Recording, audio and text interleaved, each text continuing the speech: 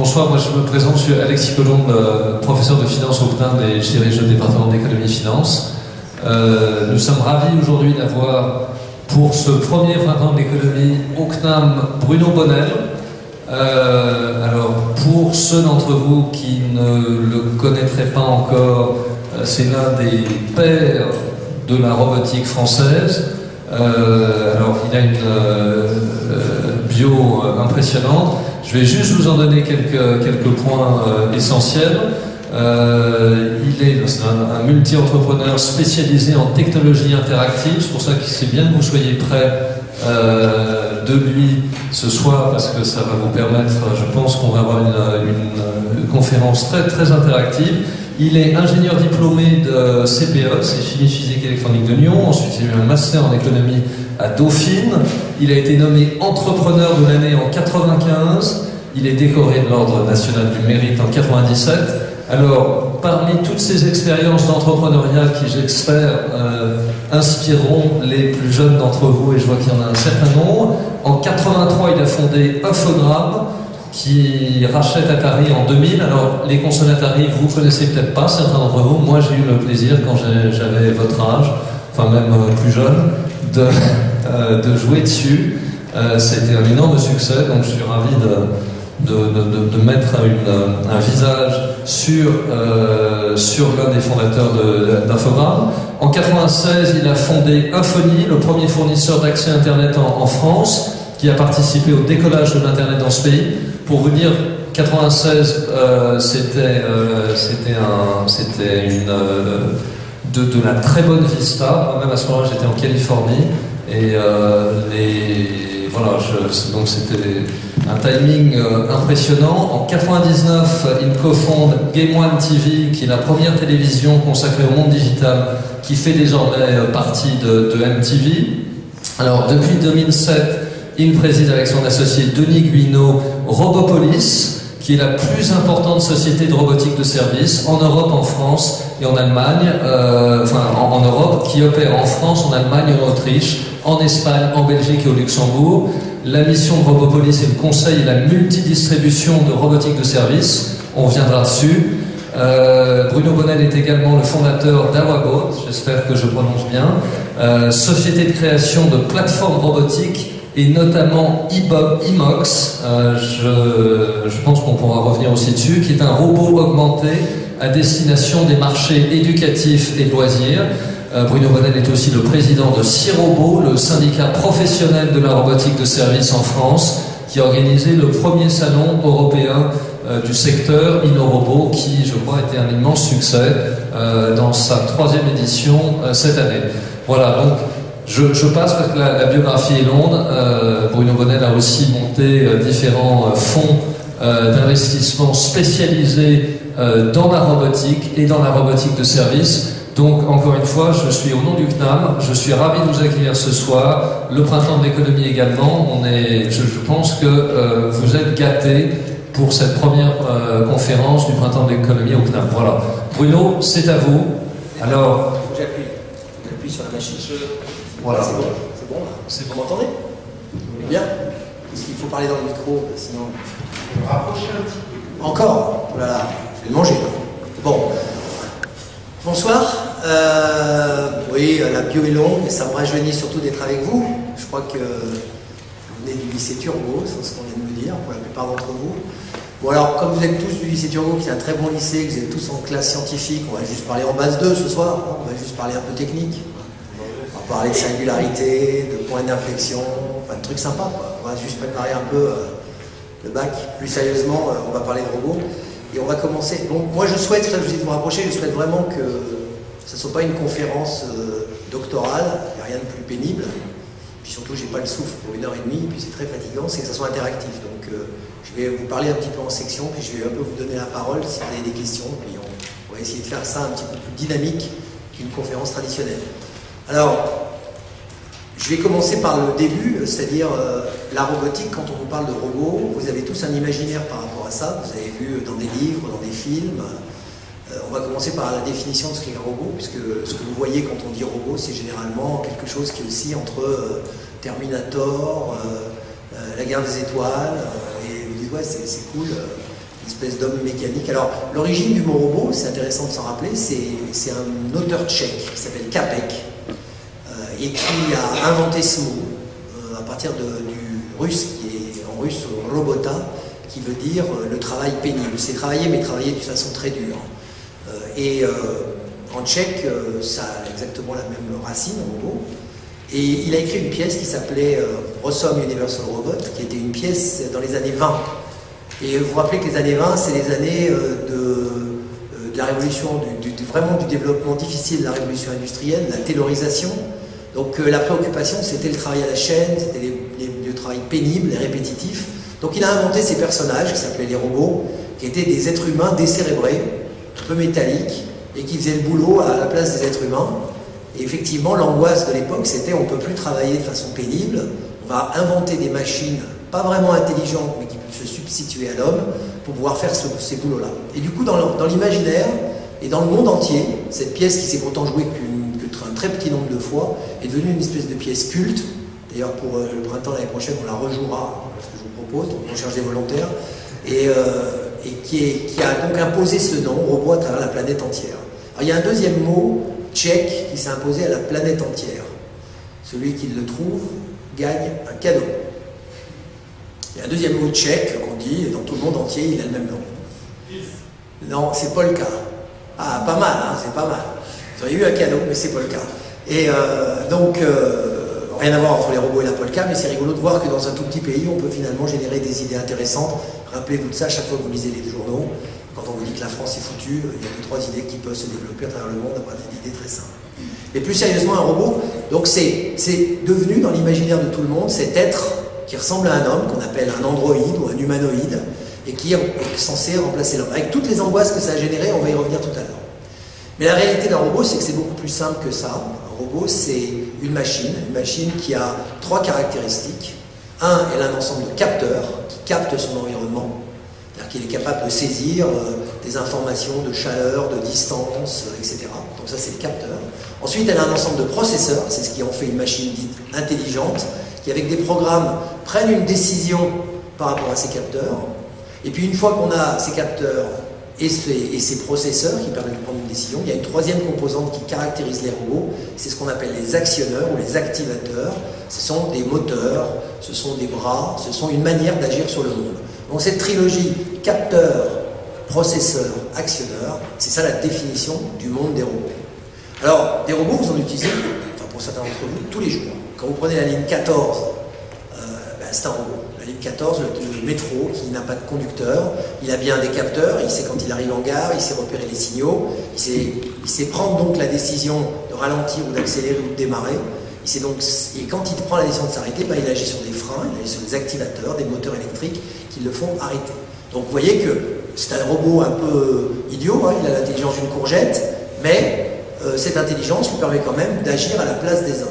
Un autre robot que vous connaissez peut-être par la télévision, c'est le Roomba, c'est l'aspirateur robot, qui est une espèce de gamelle qu'on pose par terre, qui est capable de repérer les pieds de chaise, repérer les murs, et qui donc se déplace de façon aléatoire, ou plus intelligente que ça, en prenant des décisions de bouger. Par exemple, quand il rencontre un obstacle, il va tourner, et en tournant, qu'est-ce qu'il fait? Il dit « je dois tourner », et il agit sur les moteurs pour tourner.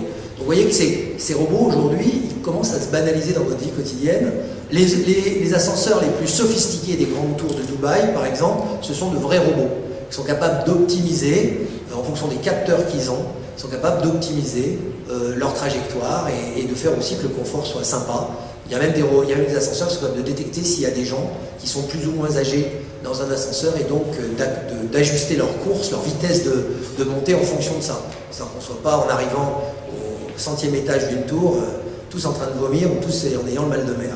Donc ces robots, pourquoi je vous les définis par cette caractéristique? C'est parce que c'est un petit peu comme on définit en fait les mammifères, par exemple, ou les oiseaux. Qu'est-ce que c'est un oiseau? Un oiseau, c'est un animal à plumes qui pond des œufs.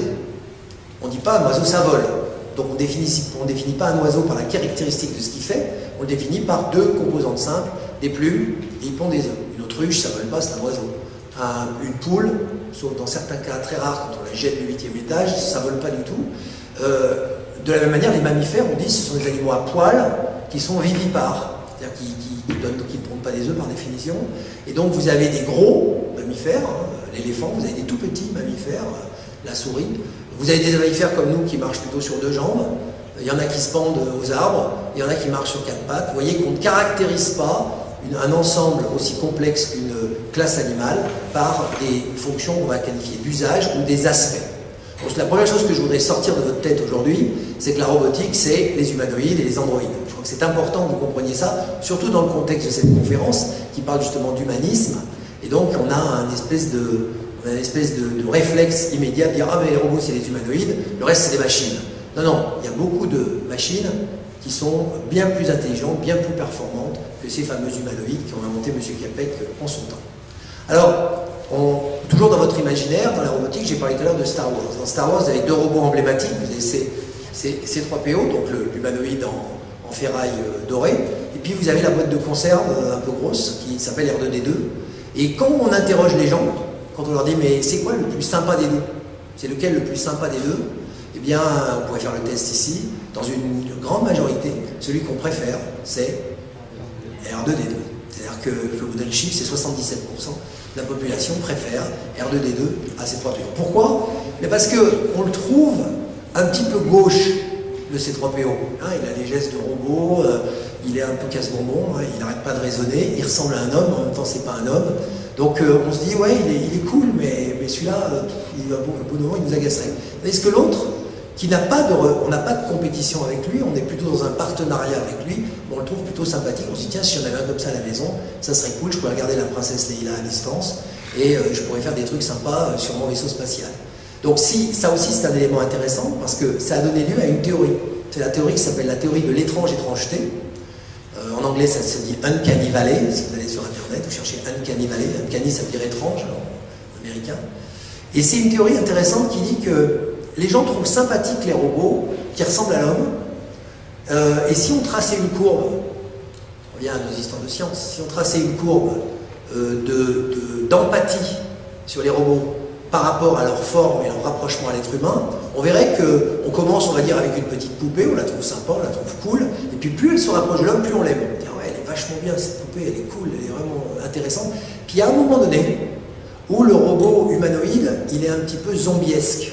Hein, il est un petit peu morbide, c'est-à-dire qu'il ressemble à l'homme. Vous avez dû voir des photos, il y a d'ailleurs une série qui vient de sortir, une série scandinave, je crois que c'est norvégienne ou finlandais, je ne sais plus, qui est en ce moment à la télé, si j'ai bien de bonne mémoire. Moi je l'ai vu il y a longtemps et je crois qu'elle passe en ce moment en France, qui est sur cette idée, justement, ces robots ils commencent à tellement ressembler à l'homme qu'ils en sont dérangeants. Et quand ils en sont dérangeants au point d'être zombiesques, on se met à les détester. Et donc cette courbe qui montait, elle s'écroule d'un coup et on tombe dans un grand trou, c'est ça qu'on appelle ça la vallée, c'est-à-dire qu'on tombe dans cette étrangeté de ça ressemble aux humains mais c'est pas vraiment les humains et ça dérange. Donc il faut savoir que dans la théorie des robots, c'est intéressant d'avoir des robots androïdes, il faut chercher cette limite où on les trouve complémentaires mais on ne veut pas qu'ils soient dérangeants. Pour ceux qui ont vu le film iRobot par exemple, qui est intéressant, on est dans un bon équilibre parce qu'on voit que c'est des machines, ils sont humanoïdes mais ils sont quand même très éloignés de nous, donc on se dit cela, ça va. Mais les recherches sont actuellement faites en robotique humanoïde, elles ont plutôt tendance à essayer d'imiter complètement l'homme. À savoir, on met des peaux en latex qui sont intéressantes, des capteurs dans la peau qui permettent d'aller encore plus loin. Et c'est vrai qu'à un moment donné, on a un effet un peu Muppet Show, hein, on a un effet un peu dérangeant avec ces robots-là. Donc ça, c'était la première partie de ce que je veux vous dire. Oubliez, en sortant de cette salle, que la robotique se limite à des êtres qui nous ressemblent, qui sont soit en plastique, soit en ferraille, soit en latex, et qui se feraient une compétition avec l'homme. C'est la première donnée importante à vous rappeler. La deuxième chose, c'est qu'on pose sur la question de la compétition entre l'homme et le robot. On se dit toujours, ah oui, mais... Et ça depuis les années 20, parce que le thème même de la pièce, il y a aussi un autre film que vous avez peut-être vu, et si vous ne l'avez pas vu, allez le chercher sur Internet, ça s'appelle Metropolis, qui a été fait en 1920, et qui parle justement de ce robot qui s'appelle Maria, et qui est un robot qui va remplacer les hommes dans les usines. Puisque vous vous rappelez, quand on est à cette période-là du cinéma, le cinéma reflète souvent les humeurs du moment, on est dans la période justement des chaînes, comme j'ai dit tout à l'heure, du travail à la chaîne, et les gens se disaient ouais, mais si on commence à nous mettre des machines qui nous ressemblent et qui vont prendre notre job sur le travail à la chaîne, qu'est-ce qu'on va devenir, nous, les êtres humains? On va se retrouver exclus. On ne va plus avoir d'emploi, les robots vont nous piquer notre place. Et nous, qu'est-ce qu'il nous restera? Donc je crois qu'on va revenir, parce que je vous posais une question là-dessus tout à l'heure, mais vous voyez que dès le début de la robotique, on s'est posé la question de la compétition entre le robot et l'être humain. Et jusqu'à quel point il fallait dire. Alors, on s'est posé cette question avant, on s'est posé cette question au moment de la mécanisation. Quand Jacquard, qui est l'inventeur du métier à tisser, on va dire automatique, à partir de cartes perforées, présentait ses premiers métiers aux tisserands et aux tisseurs de l'époque, les gens les brûlaient. Ils prenaient les métiers, ils les mettaient. Il y a la révolte des soyeux à Lyon, qui est une grande révolte qui est connue, où ils se mettaient à brûler ce qu'ils appelaient les bistanclaques. Les bistanclaques, c'était le nom qu'ils donnaient à leur métier à tisser en bois. Pourquoi? Parce que chaque fois que vous passiez la navette, ça faisait clac. Alors, ça s'appelait les bistanclaques.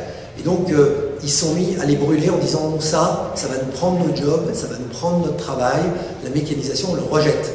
Donc, vous voyez, dès qu'on rentre dans le domaine de la mécanisation, on se rentre dans le problème, effectivement, du rapport à l'humain. Donc, mécanisation à cette époque-là. Plus récemment, vous ne l'avez pas connu, c'est la grande révolution informatique dans les années 80, où quand on s'est mis à mettre des ordinateurs dans des endroits où, à l'habitude, la comptabilité, le classement, le tri des gens se faisait manuellement avec des êtres humains, on a fait rentrer non pas des robots cette fois-ci, mais des ordinateurs pour prendre des boulots des êtres humains. Pour vous donner quand même une idée, dans l'éducation nationale, il y a eu 500 000 emplois qui ont été transformés. C'est-à-dire qu'on est passé, il y a 500 000 personnes qui concrètement ont perdu leur job pour être recyclées, heureusement, dans autre chose, parce que leur job consistait à faire le boulot que pouvaient faire des ordinateurs. Vous voyez que chaque fois qu'on aborde ces problèmes de mécanisation, d'informatisation et maintenant de robotisation, on repose sur le tapis, on repose la question éthique, la question sociale de c'est bien sympa, mais ça va nous prendre du boulot, ils sont en compétition avec nous. Alors vous êtes d'une génération où vous avez déjà intégré ça, je pense que tout le monde a dans la poche un smartphone, vous êtes sympa de ne pas les faire sonner, merci, et vous avez pris cette habitude, et donc finalement, vous êtes déjà augmenté, c'est-à-dire vous avez déjà, au bout de votre bras, au bout de votre cerveau, au bout de vos oreilles, vous avez déjà un objet qui n'était absolument pas existant il y a quelques années, mais qui fait partie de votre vie. Et donc vous vous dites, mais ça fait tellement partie de ma vie que je ne sais pas comment je ferais pour vivre dans ce monde dans lequel je suis né, si j'avais pas ce genre d'engin. D'ailleurs, dès 10-12 ans, on commence à dire à papa-maman, oh, tu sais quoi, tous mes potes, ils ont un téléphone, moi j'en ai pas, c'est pas possible. Une question qu'on ne se posait pas il y a quelques années du tout.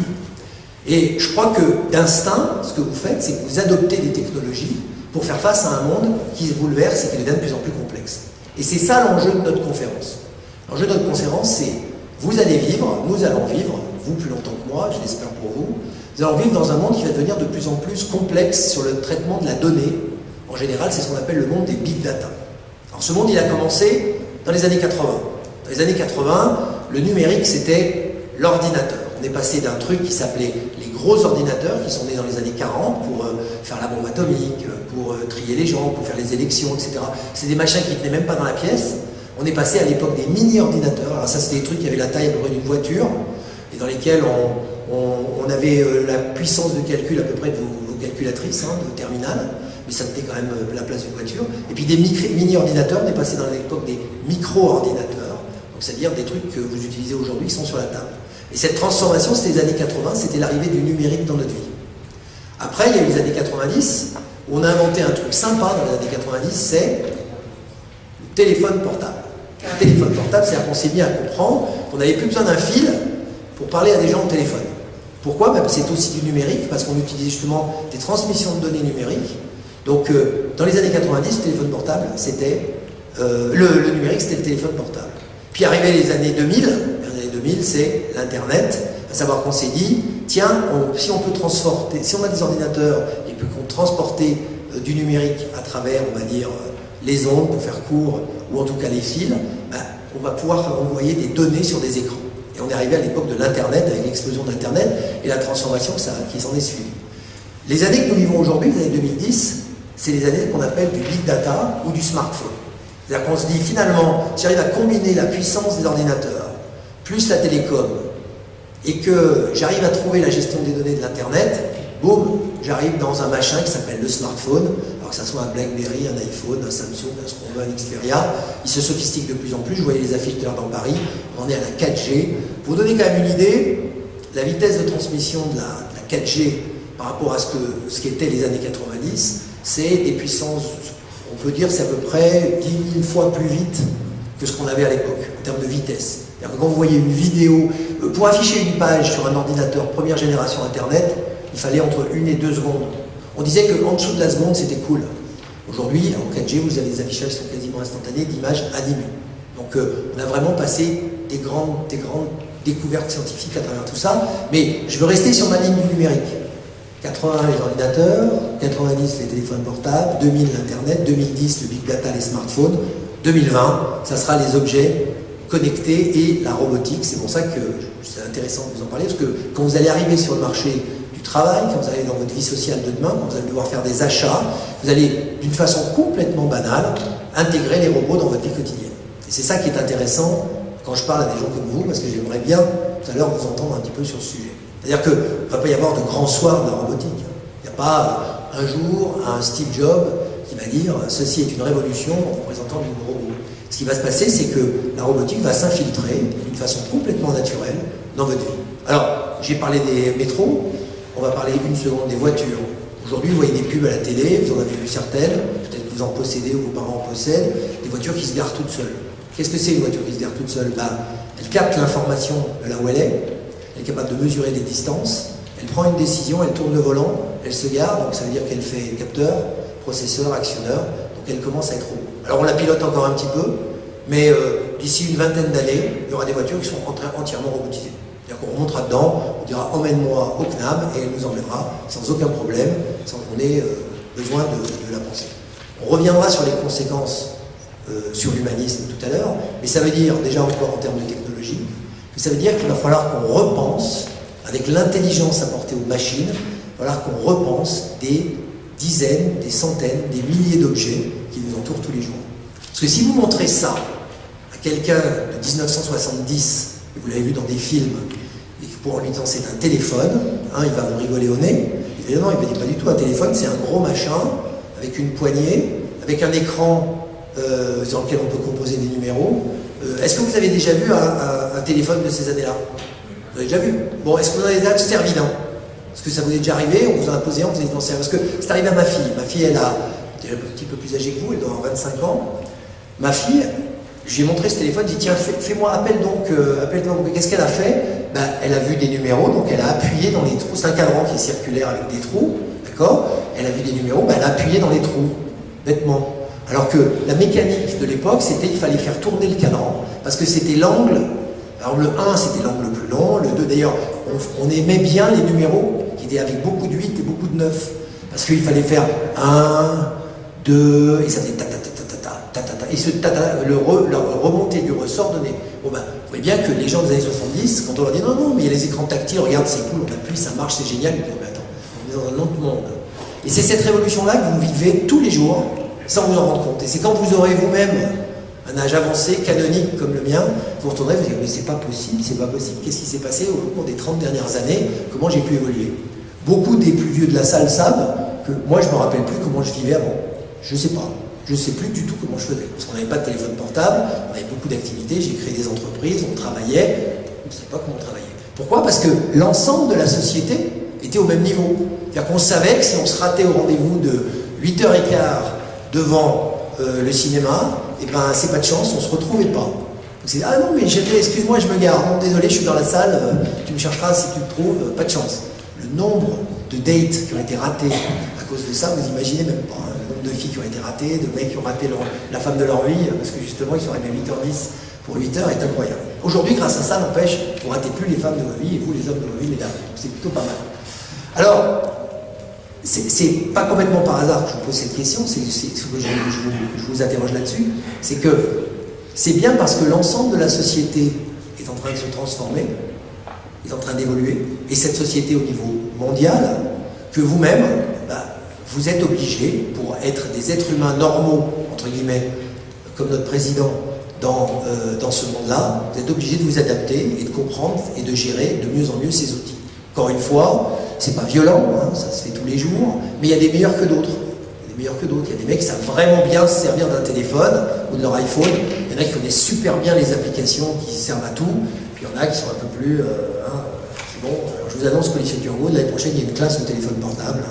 Donc vous restez, je crois que c'est bien sûr une plaisanterie, mais c'est vrai qu'on apprendra à se servir de ces outils comme vous avez appris à vous servir d'autres outils numériques du type ordinateur ou calculatrice. Alors, on va revenir à notre sujet, après cette longue digression sur le numérique, pour parler justement de ce problème de compétition et ce problème de est-ce qu'un robot peut et en quoi peut-il aider un être humain. Donc ça va être la deuxième partie, mais j'aimerais bien savoir si déjà, à ce niveau-là, vous avez des expériences ou des questions ou des interrogations par rapport à ces robots. Bon, pas grave. Si. Merci. Si vous avez des robots des voitures robots qui conduisent à la place des hommes, ça diminuera le nombre d'accidents? Alors, ça c'est une super question. C'est une super question parce que c'est la suite logique de ce que je voulais vous dire. Ça fait une très bonne transition. Qu'est-ce que c'est une voiture qui marche toute seule? Une voiture qui marche toute seule, c'est, je l'ai dit, c'est un robot qui est connecté aux autres.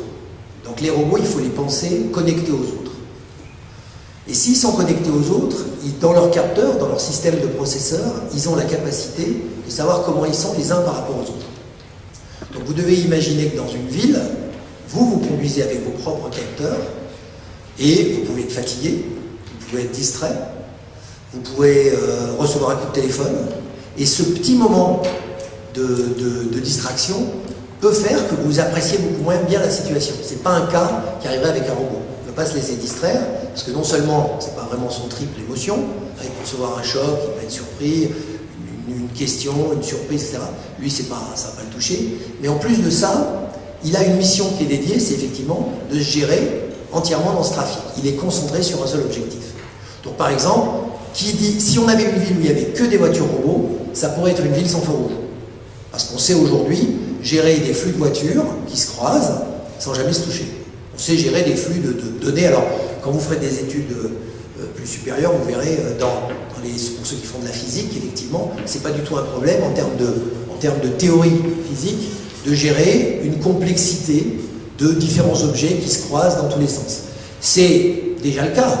Regardez quand on fait, sur des aéroports compliqués, quand on fait de la gestion d'avions automatique, les contrôleurs aériens font un travail de sécurité, mais le 90% du travail, il est fait par la détection des avions les uns par rapport aux autres, et les accidents sont excessivement rares, et généralement dus à une décision humaine qui change la donnée de la machine, dans 90% des cas.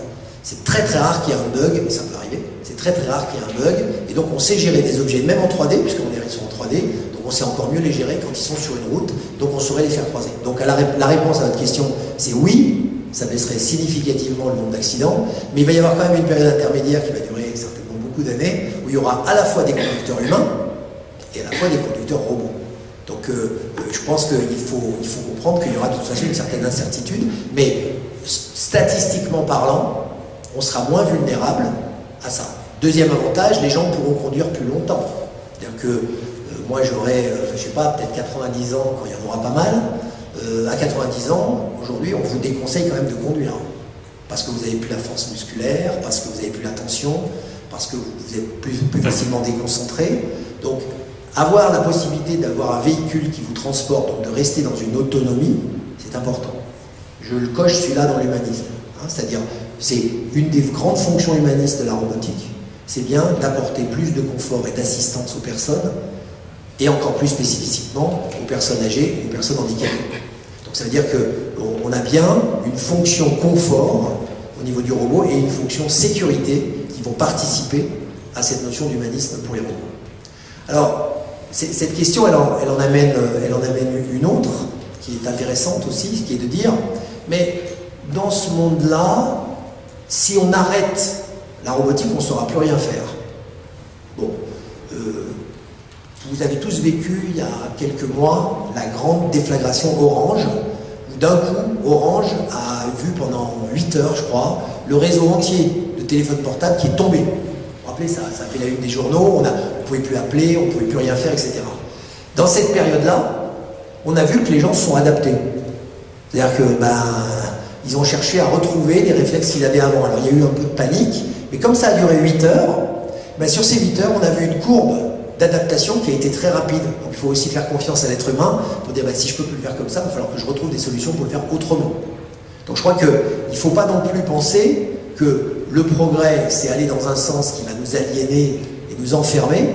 On est capable, parce que c'est un peu notre caractéristique humaine, de se réadapter dans l'autre sens. Donc ça va poser une question sur le design de ces machines.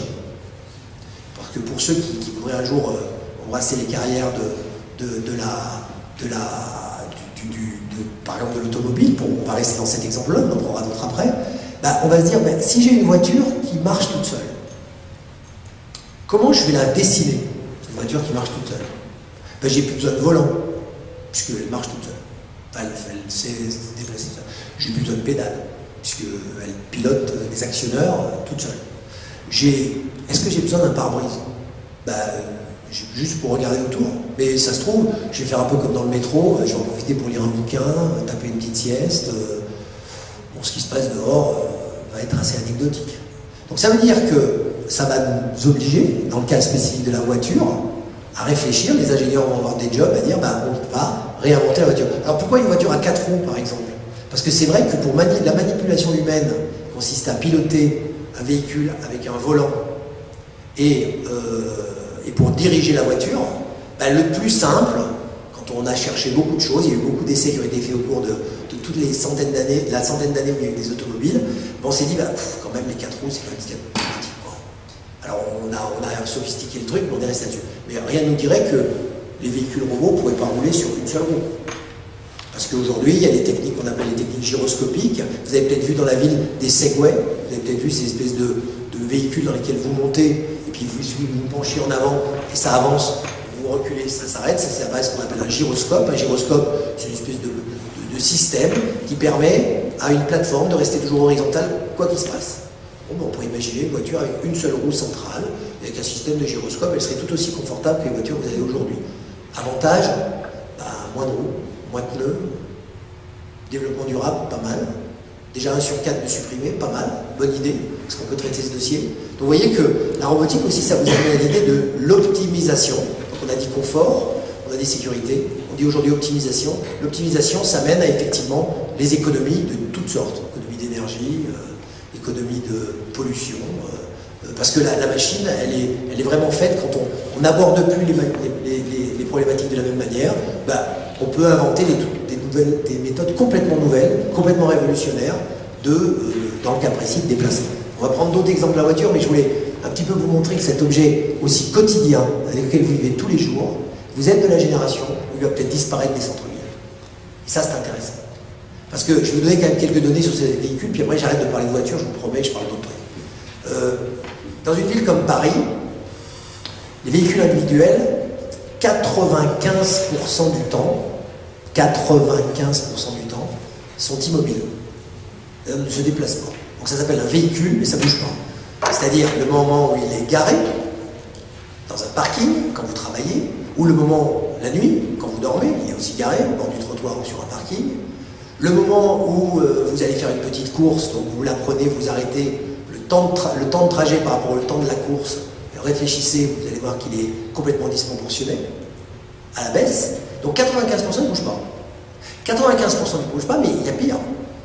La traversée de Paris en voiture en moyenne, quand vous prenez tous les véhicules qui traversent Paris, à une heure normale, hein, pas une heure de pointe, 10 km/h. Traverser Paris, vitesse moyenne 10 km/h. C'est-à-dire que si vous alliez en courant, vous traverseriez Paris plus vite. Intéressant. Alors vous traversez jamais Paris. C'est ça l'astuce. Vous ne faites jamais Paris d'est en ouest, juste pour voir si ça fait 10 km/h. Vous faites que des petits morceaux. Donc vous n'avez pas cette impression. Mais dans la réalité, 10 km/h. Mais un autre donné intéressant, 30% des gens qui circulent dans le trafic parisien, un tiers, pratiquement, cherchent une place pour se garer. C'est-à-dire qu'en fait, 30% des gens que vous voyez dans la voiture, vous les interrogez, qu'est-ce que vous faites? Ben, je cherche une place. C'est-à-dire que, et comme ils vont trouver une place assez loin, là où ils avaient l'objectif de trouver une place, ils reviennent en marchant. Donc ça veut dire qu'ils se déplacent en fait dans Paris très significativement en marchant. Donc si je vous donne ces chiffres, c'est pour vous montrer l'aberration de la ville aujourd'hui. Mais il y a encore une donnée intéressante. Imaginez, faites visualiser là, votre rue, chez vous, enfin, je ne sais pas si c'est une rue où on peut se garer, puis vous dites, bon, ma rue, elle fait 300-400 mètres, et puis de chaque côté, il y a des bagnoles, ça occupe à peu près, une voiture, ça occupe à peu près 1,50 m à 2 mètres pour se garer sur les côtés de la voiture. Donc vous dites, bah, alors ça fait donc 1,50 de 3 mètres, 3 mètres par 300 mètres, 300 mètres, donc ça fait 900 mètres carrés qui sont juste 95% bloqués par des bagnoles. Alors vous mettez ça à l'échelle de Paris, puis vous vous rendez compte, à l'échelle de Paris, il y a à peu près 600 ou 700 km de rue, vous vous rendez compte que la multiplication vous amène à récupérer des milliers de mètres carrés, des centaines de milliers de mètres carrés, et donc vous êtes là à dire, mais, donc vous imaginez maintenant un centre-ville sans voiture, ben on a récupéré 25% de la surface utile de la ville. Donc déjà en termes économiques, on se dit, au prix du mètre carré à Paris, ça fait quand même sympa. Après, en surface de vie, on se dit, si à la place de ces bagnoles, on mettait, je sais pas moi, de la nature, tiens, on mettait de la nature, on mettait de l'herbe, on mettait des arbres, on mettait des trucs sympas, ben, on résoudrait peut-être aussi quelques problèmes d'embellissement de la ville. Donc on se dit, ben, si j'ai plus de voitures, que j'ai par contre à disposition des véhicules automatiques qui me transportent, je parle bien des centres-villes, hein.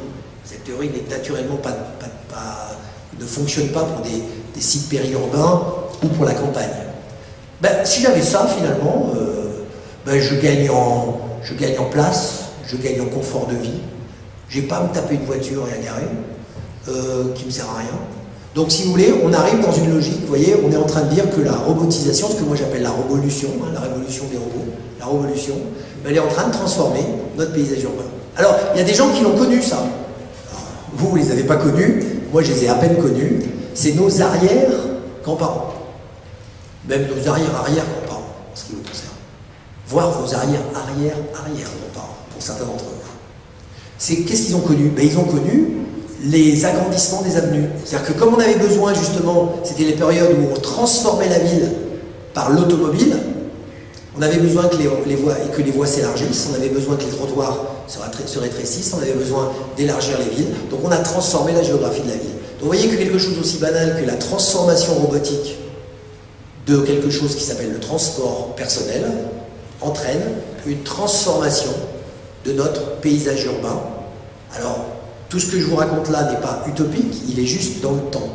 On est en train de parler d'échelle de temps, de 20 ans, de 30 ans, de 40 ans.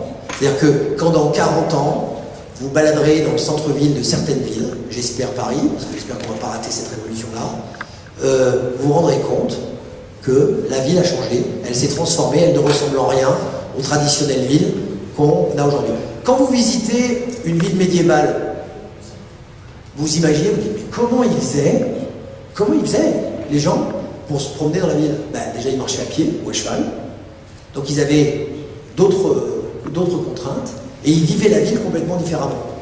Quand on visitera dans une cinquantaine d'années une ville dans laquelle on peut avoir effectivement une autre manière de se transporter, on dira, ben finalement c'est peut-être mieux qu'avant, en tout cas c'est différent d'avant.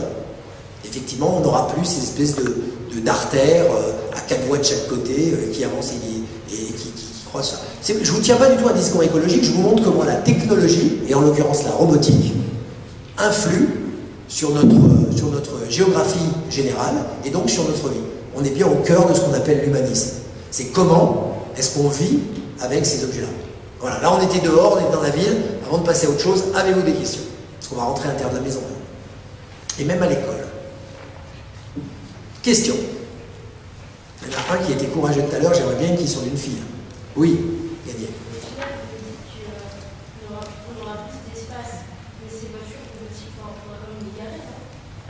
Ben oui, mais comme elles sont robotiques, on pourrait tout simplement les enterrer.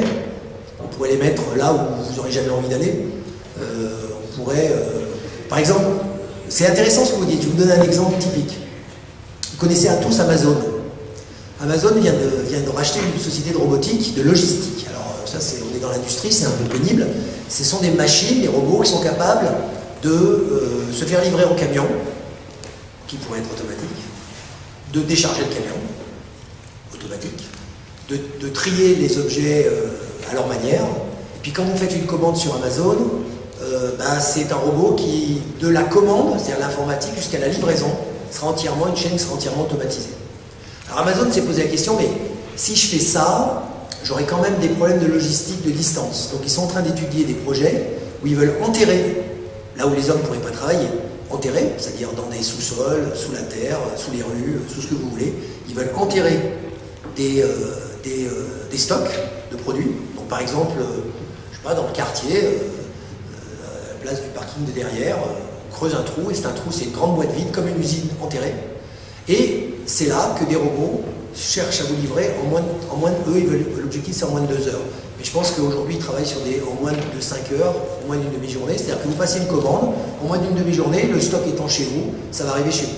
Alors pas pour tous les objets, mais comme ils ont des statistiques et qu'ils ne sont pas trop mauvais, ils savent que 80% des objets sont toujours les mêmes, donc ben, ils auront 80% des biens. C'est un petit peu la théorie de l'épicerie de dépannage. Hein, vous allez dans une épicerie de dépannage, vous ne trouvez pas le même achalandage que chez Auchan. Mais vous avez les produits essentiels sur lesquels, si vous manque un litre d'huile, si vous manque une tranche de jambon, si vous manque je ne sais pas quoi, vous savez que vous la trouverez 24/24 dans l'épicerie de dépannage. Là, c'est un peu la même théorie, mais par des robots qui seront sous terre. Parce que les robots, ils n'ont pas besoin d'oxygène, ils n'ont pas besoin de voir la lumière, ils n'ont pas besoin de retrouver leur place de parking avec des signaux, ils n'ont pas besoin de sécurité particulière si ce n'est une sécurité électronique. Donc, déjà, les voitures qui se garent toutes seules font gagner 30% de parking dans un parking classique. Ça, c'est des choses qui existent déjà, notamment en Californie. Vous arrivez au début d'un parking, vous donnez même pas vos clés, vous sortez de la voiture, là la voiture est prise en main et elle va se garer toute seule dans un box.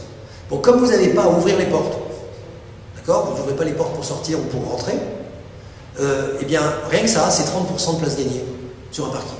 C'est-à-dire que vous rangez 30% de plus de voitures parce qu'elles se garent toutes côte-côte, puisqu'elles n'ouvrent pas les portes, puisqu'elles ressortent automatiquement et elles viennent vous rechercher à la sortie comme un valet de parking, comme un voiturier. Voilà, un voiturier dans un hôtel. Il vous prend vos clés de voiture, il va la garer et il revient. Là c'est pareil, il y a des voituriers maintenant qui commencent à être automatisés et qui fonctionnent pas mal. Oui? Moi j'ai une question. En soi, la robotique, ça sert à perfectionner les défauts, les détails gênants de l'homme. Tout ce qui peut être gênant au quotidien, que nous, on ne pourrait pas assurer, la robotique, c'est là pour le remplacer. Donc c'est un peu. Ça rend l'humain moins humain. Au contraire, ça rend peut-être l'humain plus humain, mais c'est la conclusion, il ne faut pas arriver jusque-là. Oui. Oui, vous avez raison. Ce que ça fait, c'est que ça optimise des tâches qui sont pénibles, ardues, systématiques. Ça, c'est un volet de la robotique. Mais dans la deuxième partie de l'exposé, vous allez voir que ça fait beaucoup plus pour l'être humain que ça. Mais c'est vrai que déjà, ça optimise beaucoup des défauts de ce qu'on fait. On a parlé des accidents de voiture, ça peut optimiser les accidents de voiture. On a parlé du trafic, ça peut optimiser le trafic. On a parlé de parking, ça peut optimiser le parking. On a parlé de service, ça peut optimiser le service. Donc oui, ce sont des optimisateurs de ce qu'on fait. Et encore une fois, rappelez-vous ce que je vous ai dit au début de l'exposé, tout ça ne va pas se faire en un jour. Tout ça, ça ne va pas être demain, ça change tout. Tout ça, ça rentre dans vos modèles. D'ailleurs, votre génération à vous, je vous le signale, peut-être pas dans cette salle, mais statistiquement, il y a 30% des jeunes de 18 ans qui ne voient pas pourquoi ils auraient un permis de conduire. C'est pas une nécessité. Quand moi j'avais 18 ans, on regardait les minutes et les heures pour aller voir si on avait le droit de passer le permis parce que c'était vital. Aujourd'hui, c'est un changement. Un changement plus macroéconomique. La première dépense, à part le logement, d'un foyer, jusqu'en 2002, c'était l'automobile. C'est-à-dire ce qui coûtait le plus cher dans un foyer, entre l'essence, l'assurance, l'achat, etc., c'était l'automobile. Depuis les années 2000, ça a basculé. C'est plus l'automobile, c'est la télécom, exactement. C'est-à-dire le téléphone, l'internet, le téléphone portable, etc. C'est-à-dire qu'on a basculé des autoroutes physiques aux autoroutes de l'information, c'est intéressant. C'est-à-dire que les gens disent c'est plus important, parce que quand vous voyez un phénomène de foule comme ça, c'est ce que les Américains appellent comme on sait le réunir maintenant, la foule en américain c'est le crowd. Hein. Ils disent que quand la foule donne une tendance, c'est une tendance sociétale. C'est-à-dire quand toute la foule donne une vraie tendance, et là, le fait qu'il y ait basculement des dépenses des ménages vers la télécom et qu'il y ait redescente des dépenses vis-à-vis de l'automobile, il y a deux directions à prendre. Il y en a une, c'est économique. Mais les gens, ils n'ont plus d'argent pour acheter une voiture. Et pourtant, quand ils font la somme de ce que leur coûte, ce qu'ils ont l'impression d'acheter moins cher qu'une voiture, en fait, c'est la première dépense des ménages. Donc c'est intéressant de voir que c'est une tendance assez longue. Mais l'optimisation de ce qu'on fait, oui. Oui, bien sûr. Bien sûr. Et vous allez voir que c'est plus cool que ça. Oui. Moi, je suis d'accord avec sa question. Ça déshumanise même parce que, par exemple, l'automobile, vous parlez d'une automobile sans volant, sans ceci, tout ça, mais ça constitue une culture. Je sais pas, on connaît bien l'homme, sa femme, c'est la voiture et tout. Enfin, vous voyez. Donc là, et la femme, c'est pas sa voiture. La femme, son homme, c'est son homme. Ça déshumanise un peu. Mais, alors, vous avez tous vécu ça. Vos parents qui vous disent, mais arrête avec ton internet. Hein? Arrête avec tes jeux vidéo. Arrête. Et ils disent quoi, les parents, quand ils parlent de vous? Ah, ma fille ou mon fils avec son internet, son jeu vidéo, il est complètement déshumanisé. Hein. Il est désocialisé, et c'est limite s'il parle aux autres. Vous êtes d'accord avec ça? Est-ce que vous êtes d'accord avec ça? Est-ce que vous pouvez dire, quand on vous dit ça, vous ne dites pas quelle bande de ringues, ils ne comprennent rien?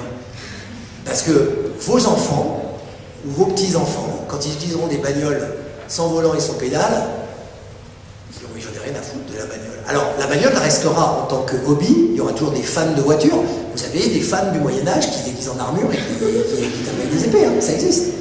Ou alors, un super luxe. Ou alors un super luxe, c'est-à-dire qu'on dira, moi, ma bagnole, c'est un statut social, je veux la dernière machine, ça vaut 2 millions d'euros la bagnole, mais alors c'est ma bagnole.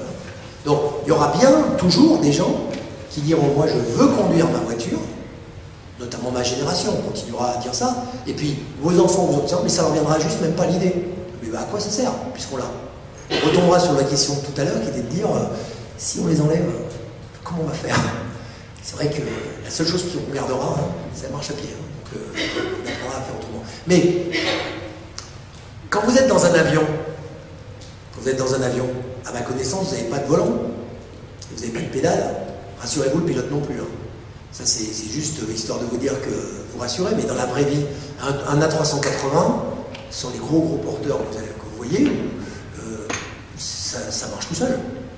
Il a des capteurs dans tous les sens. D'ailleurs, quand il y a des accidents, malheureusement, vous avez vu le fameux accident de l'Airbus, où on a dit qu'est-ce qui s'est passé. Aujourd'hui, on se pose la question, est-ce que c'est des êtres humains qui ont déconné? C'est plus ou moins la conclusion à laquelle ils arrivent. Mais ils ont déconné parce qu'il y avait une erreur de capteur. C'est-à-dire qu'il y a eu, le capteur était cassé, il a donné une mauvaise donnée, et là, la décision de la machine était dans le fossé, amplifiée par la décision du pilote qui a, lui, pas su réparer la défaillance de la machine. Et au départ, c'est une erreur de capteur technique, parce qu'on ne pilote pas un Boeing 747 comme on gare sa mobilette. Le type, c'est un truc énorme. Heureusement qu'on a des relais pour avoir plein d'informations. Donc, mais cette notion de déshumanisation, je vais vous répondre dans une seconde. Est-ce qu'il y a une autre question avant? Oui. Après, là, oui. Non, c'est que vous parlez d'un confort de vie, qu'on améliorait la situation géographique et donc la situation de l'homme. Est-ce que vous connaissez le concept d'économie quaternaire? Ah ben oui, je connais bien. Oui. Vous en pensez quoi? Bah, ça dépend comment on le prend. Moi, la mienne d'économie quaternaire, c'est celle que je vous propose là. Mais l'idée de dire qu'on va vers... on a une croissance d'êtres humains sur la planète, ça c'est rien de le dire. Les rares pays qui ont essayé de la contrôler, comme la Chine, ont vu les limites de l'exercice, parce que on est tous des êtres humains, vous êtes des femmes, vous êtes des hommes, on a envie de se multiplier, on a tous cette volonté, donc pas encore à vos âges, heureusement, puis ça a des aspects sympas de se multiplier aussi. En tout cas, vous commencez par cela, après vous verrez, c'est plus compliqué. Mais je crois que on peut essayer de gérer. On a cette pression démographique qui fait que de toute façon, il va falloir qu'on gère des phénomènes de plus en plus complexes et essayer de les limiter en disant non, mais on va plutôt aller vers une limitation de la croissance, une gestion à la papa, comme je l'appellerais aujourd'hui, c'est à mon avis pas raisonnable. Moi, je pense que l'économie quaternaire, elle passe par l'évolution de la technologie à mort. C'est-à-dire qu'on ira là, c'est-à-dire qu'on retournera vers des valeurs de sens, des valeurs de partage différentes et une meilleure gestion humaine par rapport à la déshumanisation qu'a été la révolution industrielle, par, au contraire, un accroissement de la recherche et un accroissement de la technologie. Donc le monde d'Avatar, c'est le monde d'après, le monde qui s'est poussé technologiquement, si je peux symboliser rapidement. Vous avez une question? C'est une question en deux parties. Est-ce que par rapport au niveau du transport, vous avez parlé, est-ce qu'on peut arriver à ce type de transport-là sans passer par la robotique? Et si on passe par la robotique, est-ce que la fiabilité sera de 100%? Est-ce qu'on peut arriver à une fiabilité de la robotique de 100%? C'est-à-dire que vous parlez de sécurité, on va améliorer la sécurité, mais aujourd'hui on n'est pas fiable à 100%. Non, mais encore une fois, on ne va pas y arriver en d'un coup. Vous savez, au début de l'automobile, les pneus n'étaient pas fiables. C'est-à-dire que malheureusement, la manière de fabrication des pneus, jusqu'à l'apparition notamment des Michelin, qui est français, c'est cool, les pneus étaient fabriqués avec des gommes qui se bouffaient très vite, qui avaient des défauts, qui avaient des imperfections, et donc il y avait beaucoup d'accidents qui étaient dus à des éclatements de pneus. On aura des accidents robotiques. Mais après, on n'a plus aujourd'hui d'éclatement de pneus, on a d'autres choses, mais notamment il y a des bugs informatiques sur des voitures électroniques qui font que la voiture peut être en rade. Vous avez entendu parler aussi d'accélération. Enfin, on parle beaucoup de la voiture parce que tout le monde comprend quand on dit voiture, mais dans toutes les parties robotiques qu'on pourrait exploiter, oui, il y aura des défauts. Mais on améliorera ces défauts, on progressera avec ces défauts et je pense qu'on éliminera progressivement pas mal de choses. En tout cas, on aura plus de défauts humains en pilotage que de défauts électroniques à un moment donné. Ça c'est une vraie tendance, à mon avis, de fond, sur laquelle on peut être assez sûr de soi.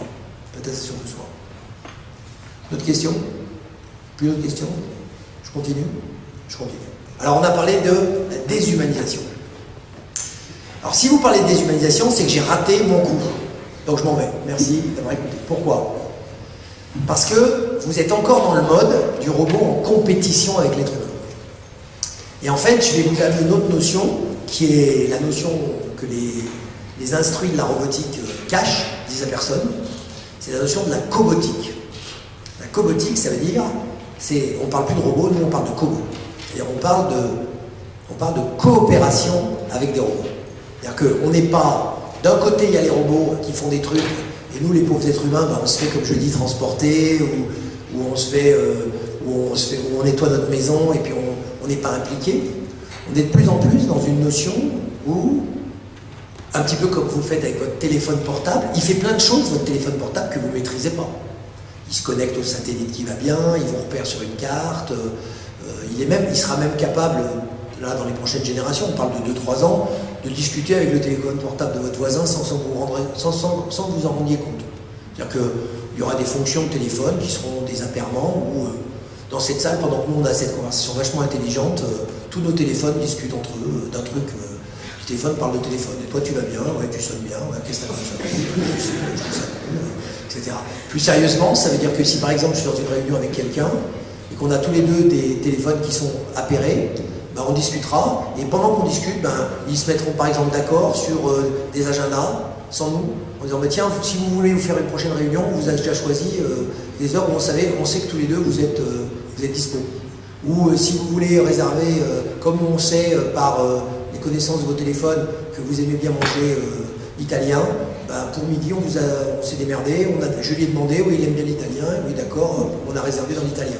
C'est-à-dire que vous avez une communication d'appairement qui se fera là dans les 2-3 ans qui viennent. Et on va revenir là-dessus parce que ça va être assez essentiel pour les robots compagnons. Ça sera la dernière partie.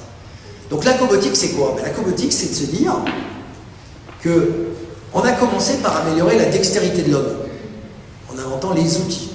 Comme on est né, le créateur nous a fait un peu fragile, hein. On n'a pas d'ongles, pas vraiment. Hein. En tout cas, ils ne sont pas assez solides pour gratter la terre sur la longue durée, longtemps. Ils sont vachement sympas pour se caresser, mais le reste, c'est un peu court. Alors, on a inventé l'outil. Après l'outil, on s'est dit, mais nous, on se voit plus grand qu'on est. Parce qu'avec l'outil, on faisait des huttes On se dit non mais nous on veut construire des maisons, on veut construire des villes. Donc on a inventé la machine. Alors, la machine à force animale au départ, hein, l'Égypte, les Romains, enfin je vous fais l'histoire. Et puis très récemment, il y a à peu près 2 siècles, on s'est dit non mais il y a mieux que ça, on va inventer la machine à force mécanique. Enfin à force, oui mais on va dire à énergie fossile comme on dit. Donc le pétrole, la machine à vapeur et tout ce que vous pouvez imaginer. C'est-à-dire qu'on s'est dit, et là on a vraiment décuplé nos forces. On est passé de améliorer notre dextérité à décupler nos forces. Deuxième étape. On est dans le secondaire. Hein, c'est primaire, secondaire. Et puis on a développé ça, et il y a eu au passage une petite révolution fondamentale qui est l'électricité, qui était effectivement au départ un truc, alors on va pouvoir peut-être faire des trucs. Alors, il y a un mec qui s'appelait Edison qui a dit bah, tiens, on peut faire 2 choses sympas, on peut faire de la lumière avec, et on a quand même éclairé la nuit. Donc on a agrandi, avec l'électricité, on a agrandi notre temps de vie. C'est-à-dire qu'on est passé d'un cycle où on se levait avec le soleil, on se couchait avec le soleil, et puis on faisait des fêtes à la bougie, à ben non, maintenant on peut vivre tout le temps, 24-24. Ça a étendu le temps de l'homme. Et puis on a dit non mais la lumière c'est cool, mais Edison il a dit il y a mieux. Regardez, je mets une petite tige au bout d'un morceau électrique, je mets une espèce de vibration en carbone sur un truc qu'on va appeler un micro, et on peut enregistrer les sons. Puis il a dit ah, c'est vachement bien, grâce à l'électricité on peut aussi enregistrer les sons. Donc on a inventé une espèce de mémoire. C'était la mémoire analogique, mais on s'est en plus donné de la mémoire, qui n'était plus la mémoire livresque, qui n'était plus j'écris, j'imprime et tout, c'est l'électricité qui nous apprend ça, donc on a décuplé. Et puis il y a un monsieur qui s'appelait Graham Bell, qui dit bah non mais si on est capable de faire ça, on est aussi capable de se parler à distance. Et si je vous raconte tout ça, c'est que ça a donné aussi les avions. Parce que comme on avait une force suffisante pour faire aller assez vite des ailes et créer des turbulences pour soulever les avions, ben on a inventé les avions. Avant, Léonard de Vinci, vous avez vu ses dessins, ou Clément Ader, qui est dans le Éole est juste à côté. Je vous invite vraiment à aller visiter le musée des arts et métiers, puis vous verrez on croyait que pour faire des avions, il fallait qu'on batte des ailes. Il y a plein de prototypes d'avions de la fin du 19e siècle, début du 20e, où les mecs, ils essayaient de faire battre des ailes à des avions. Ils essayent toujours, hein. A priori, d'après ce qu'on sait, Éole, d'après ce qu'on sait, hein, il s'est élevé à 2 cm du sol, mais il avait juste oublié de dire qu'il y avait une petite bosse, donc il y avait, hop, et il est redescendu. Il n'a pas volé. Mais c'est la poule, vous avez dit tout à l'heure, c'est la poule de tout à l'heure. Il faut l'acheter du 8e, il y a une petite chance, mais elle ne part pas d'en bas. Donc, les outils, la machine et l'électricité, et aujourd'hui on est en train d'entrer dans un autre truc et on se dit, grâce à tout ce qu'on a fait en informatique et aux capteurs, etc., on est capable de déporter notre intelligence sur des machines. Donc ça c'est vraiment une nouvelle étape de l'humanité. Donc on est bien vous êtes en train de vivre une véritable nouvelle étape de l'humanité. C'est-à-dire que de dire, vous vivez la même étape qu'ont vécu il y a 2 siècles les mecs qui ont vu arriver la révolution industrielle. Les premiers trains, les premiers avions. On se dit, mais plus rien ne sera jamais comme avant. Et par la robotique, qui est donc cette intelligence apportée aux machines, plus rien ne sera comme avant.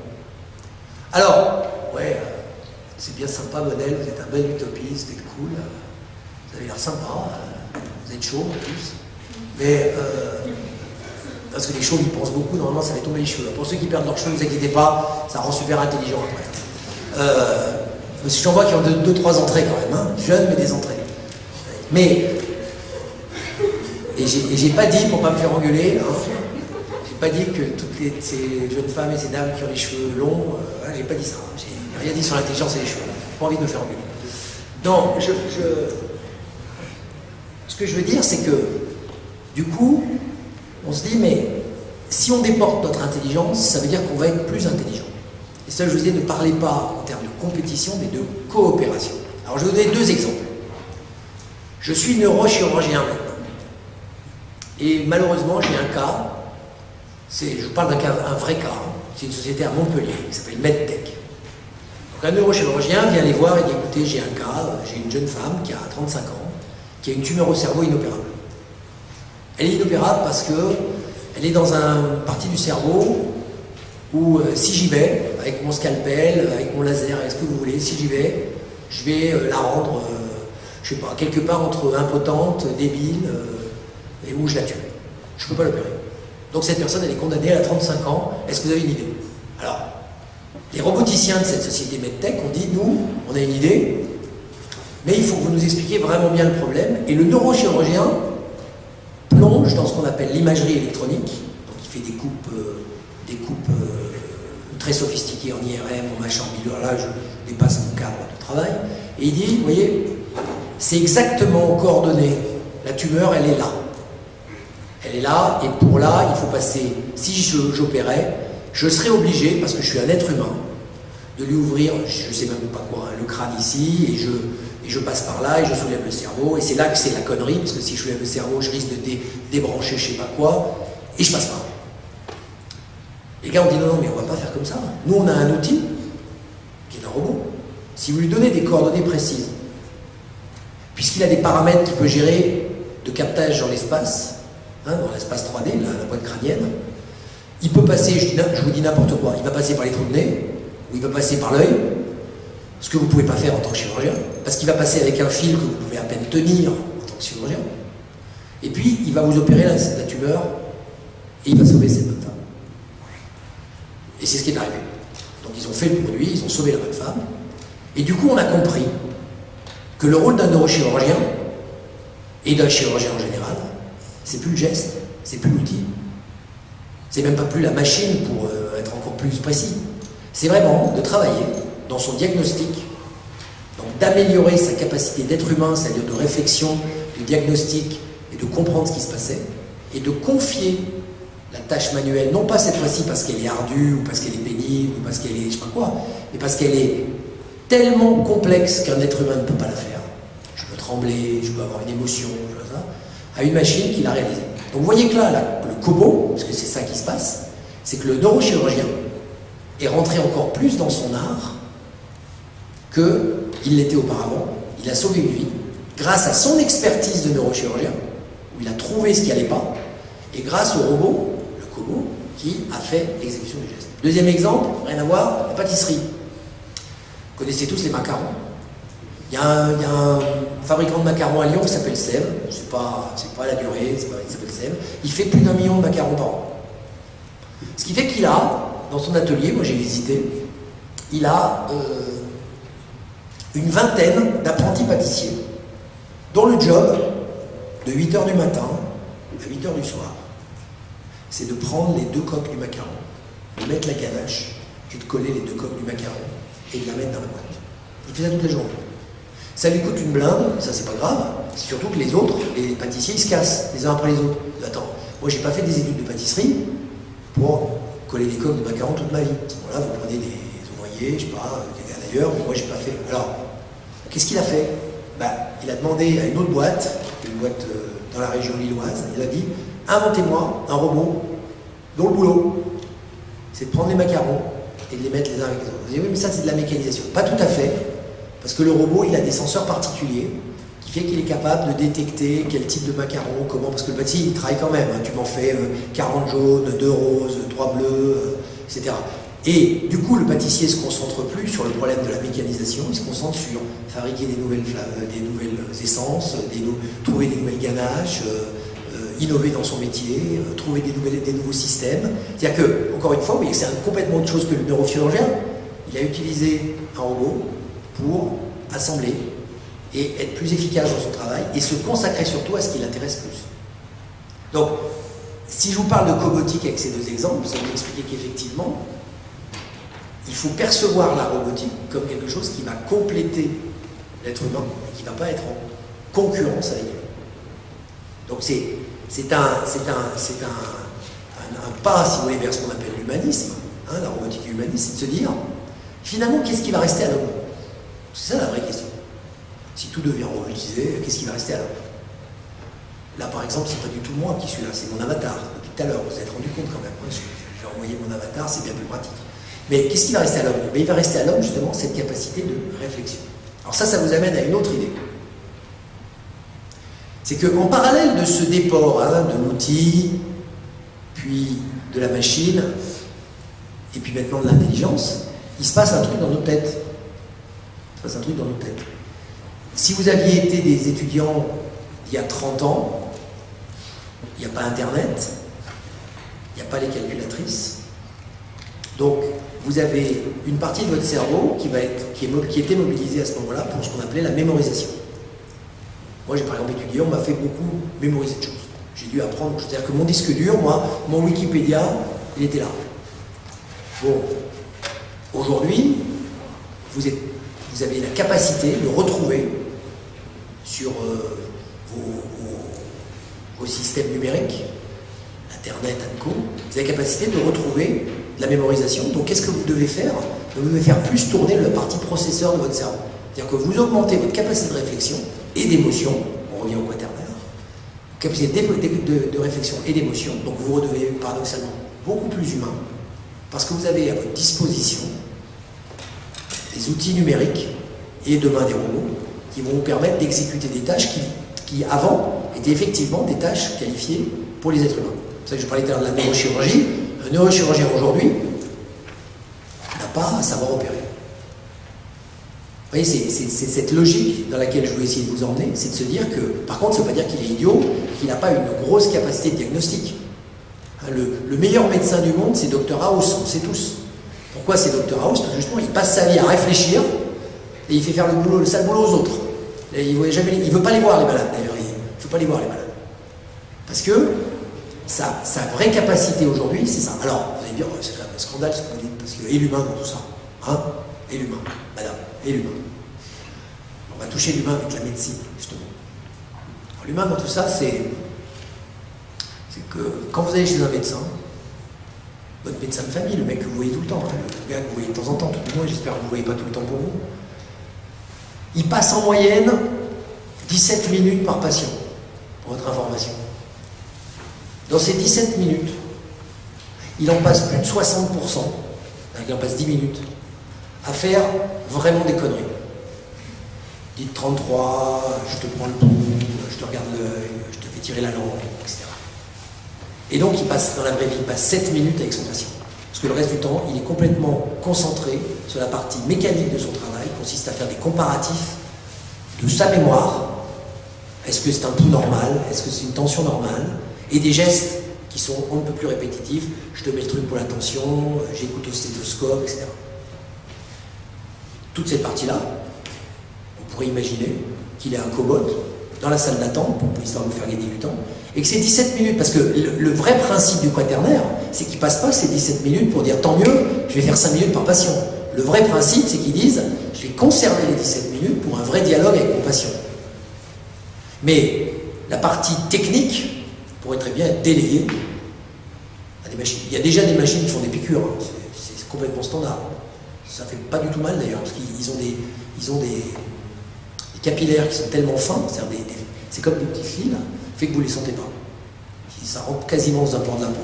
Donc, mais c'est impossible de faire pour une infirmière, parce que pour que vous puissiez faire le geste, il faut que vous teniez une seringue qui soit préhensible par un être humain, il faut que l'aiguille elle soit visible, elle ne peut pas être invisible. Il faut que vous ayez repéré la veine là où ça va bien, et donc vous avez un geste mécanique qui dépend de ça, qui dépend de notre humanité. A l'inverse, si vous plaquez un truc, je dis un truc parce que j'ai pas d'autre mot, plaquer un truc sur la veine qui fait qu'il se débrouille tout seul, pendant ce temps vous pouvez discuter si tout va bien, si vous vous sentez bien, si vous avez la forme, je sais pas quoi. Vous n'êtes pas concentré sur un geste technique. Donc on revient à cette notion de coopération qui fait qu'au contraire l'humain, avec l'utilisation de ces technologies intelligentes, devient plus humain. C'est là que je voulais essayer de vous amener doucement. Question, s'il y en a. Oui. Par rapport, par exemple, à la machine en neurochirurgie, l'être humain a la volonté souvent d'aller toujours plus loin. Le gars, il a inventé une machine qui va opérer, mais on va dire que dans quelques années, il va inventer une machine qui va lui diagnostiquer. On l'enregistre qui rentre dans une machine qui va lui dire là, ça ne va pas, puis opérer, puis voilà, donc il ne verra plus jamais le médecin en soi. Donc là, c'est vraiment totalement. Enfin, ce sera peut-être les 2 premières années, on verra un médecin, on aura plus de temps pour parler avec lui, mais au final, on verra plus jamais le médecin. Question géniale, parce que ça existe déjà.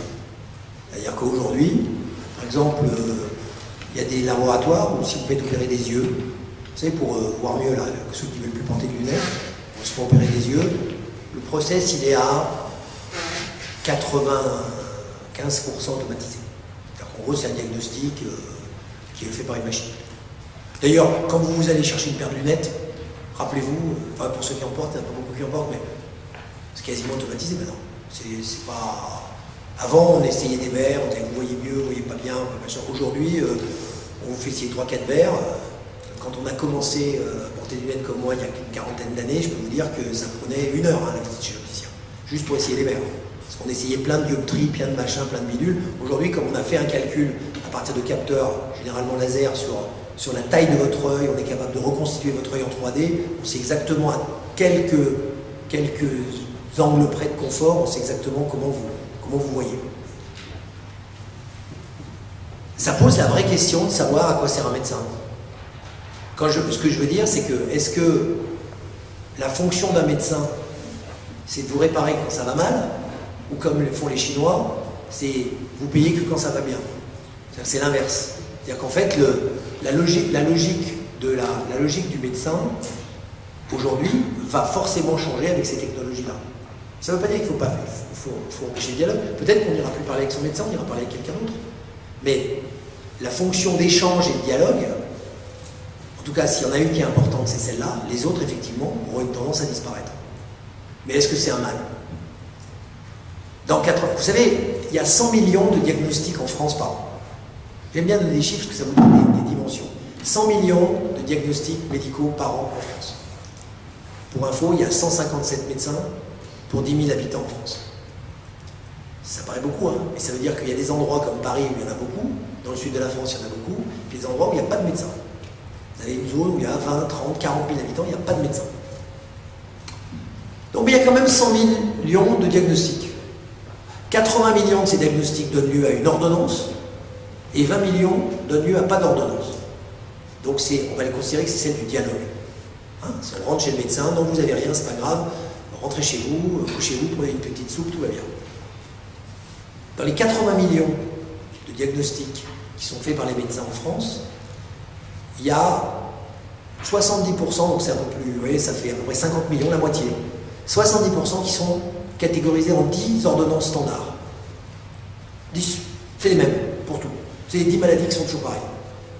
Alors les classiques, hein, la grippe, l'angine, enfin pas l'angine mais le mal de gorge, il y en a, ça, vous pourriez très bien imaginer que si vous rentrez dans ces catégories-là, c'est absolument standard et ça vous soigne.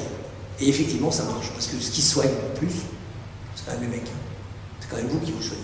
Alors vous vous aidez un peu avec des médicaments, mais au bout de la route, vous combattez la maladie et puis vous en sortez.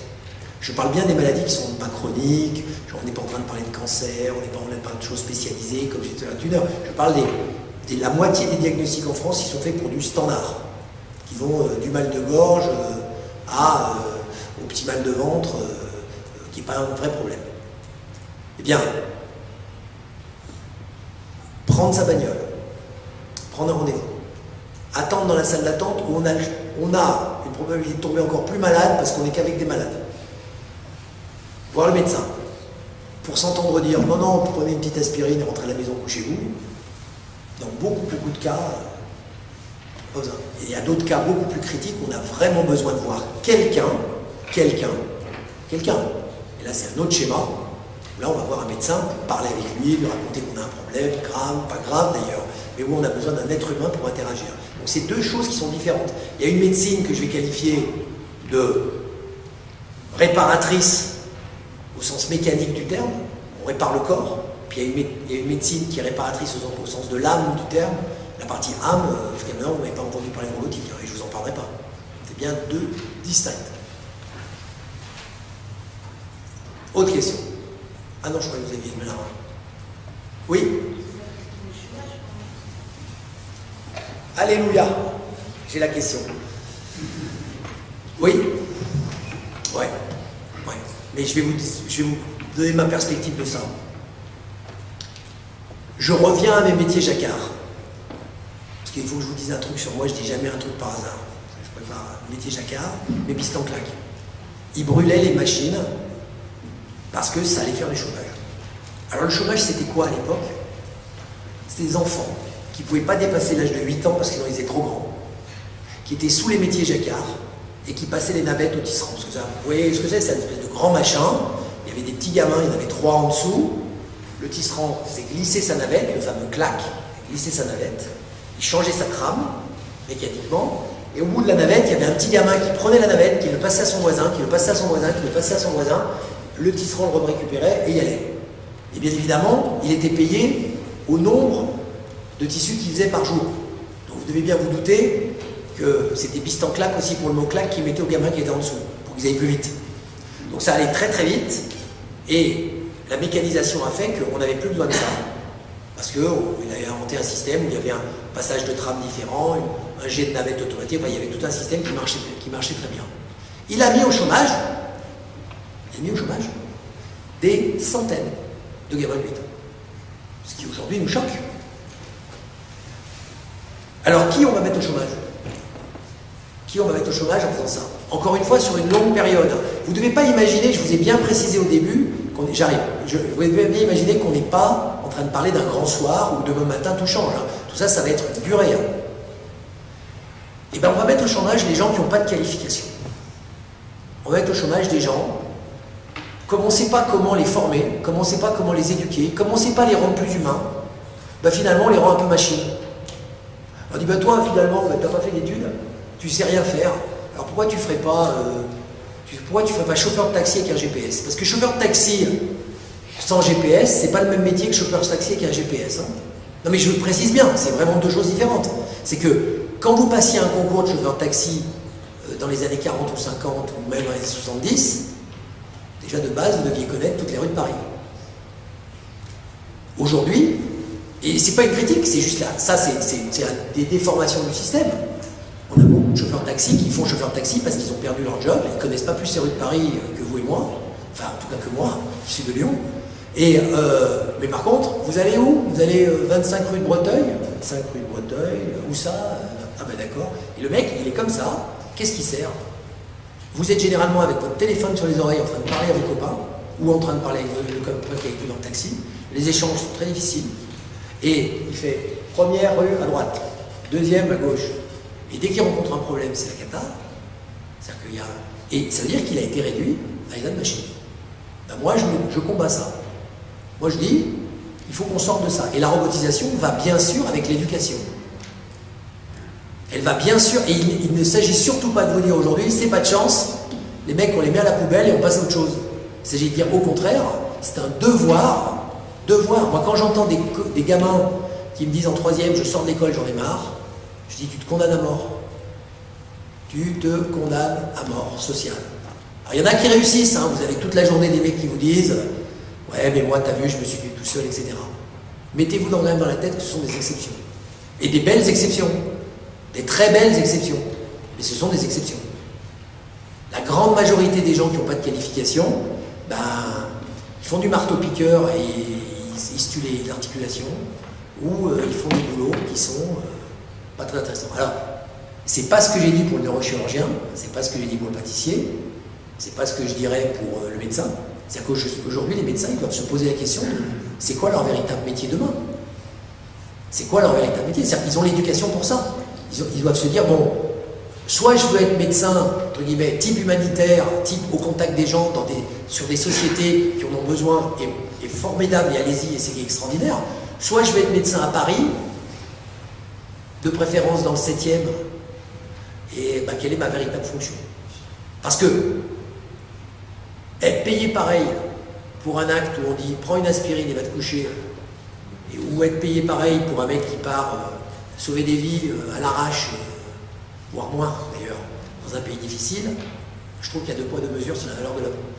Et je crois que la notion du chômage, c'est une notion spot. Le drame qu'on vit en ce moment, parce que le chômage qu'on vit en ce moment, malheureusement, vous êtes tous confrontés à des gens qui sont au chômage. Le drame qu'on vit en chômage, c'est qu'on n'a absolument pas préparé les gens. Je vous ai parlé des 500 000 personnes qui, dans l'éducation nationale, avaient changé de boulot. Je ne vous ai pas dit qu'ils ont été mis au chômage, c'est des fonctionnaires.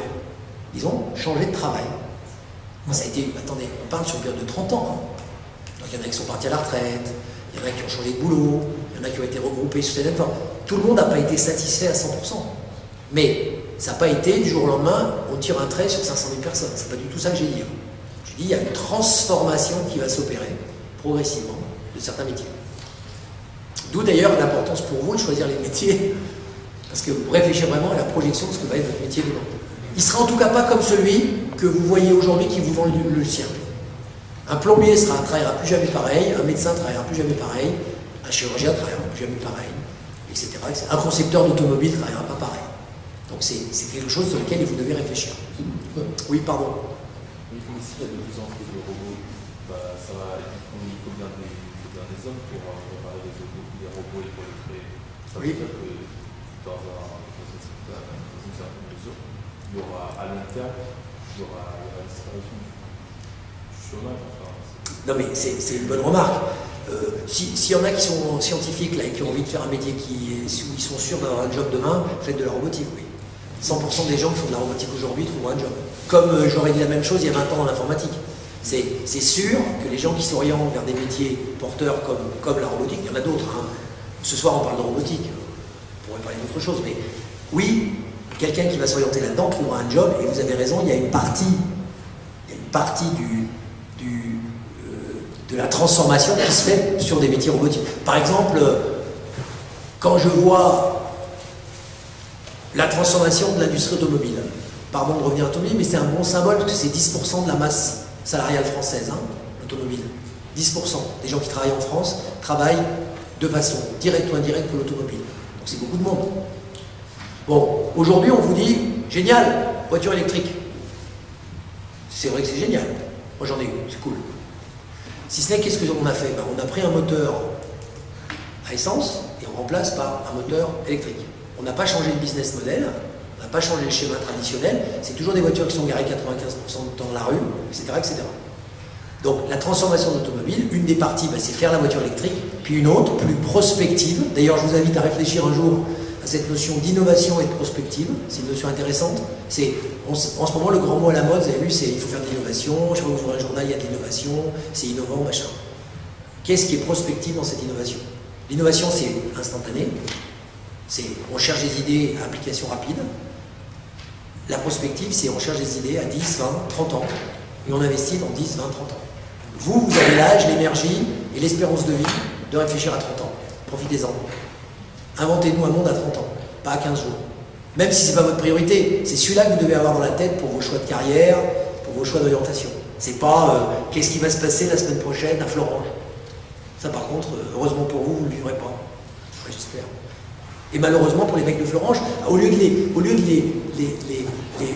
les frustrer à coups de grève et de machin, formons-les, montrons-leur qu'il y a des pistes. Non, pardon, justement là-dessus, parce que je pense que c'est un point très important. Parce que c'était aussi, là, je pense, une des idées de la conférence, et comme vous l'avez très bien souligné, c'est l'impact, notamment, vous avez parlé de l'éducation nationale, 500 000 personnes qui ont été recyclées, etc.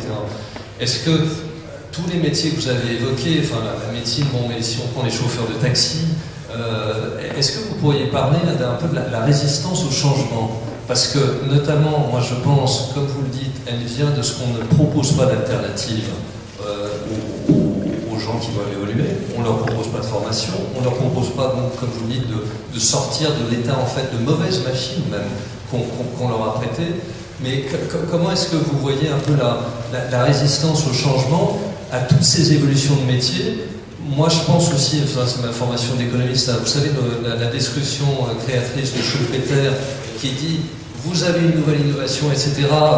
Il y a une phase de croissance, et puis ensuite elle est suivie par une espèce de phase de décroissance, de stagnation, parce que c'est finalement l'entreprise qui est innovatrice, qui bénéficie de tout, et puis les autres sont un peu laissés pour compte. Comment est-ce que vous voyez, même comment est-ce que les pouvoirs publics aussi font de manière prospective pour les 10 prochaines années? Comment est-ce que vous nous voyez gérer ça? Parce qu'il y a quand même plein de métiers qui risquent de souffrir, quoi, ou voire de ne plus exister.